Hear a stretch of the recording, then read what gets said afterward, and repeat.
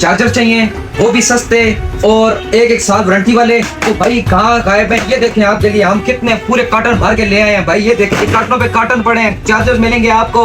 एक कंपनी नहीं, इन्फिनिक्स की।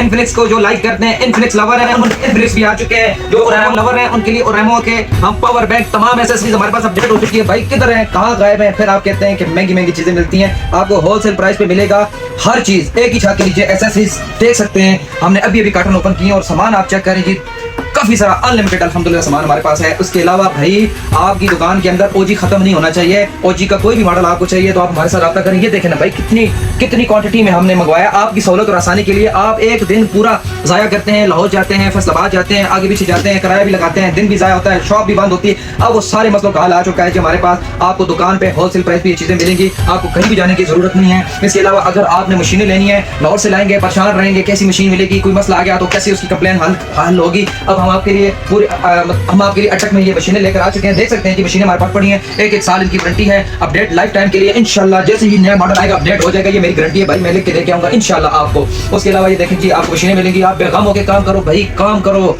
आपने सिर्फ और सिर्फ ऑर्डर बनाना है, डिलीवर करना मेरा काम है।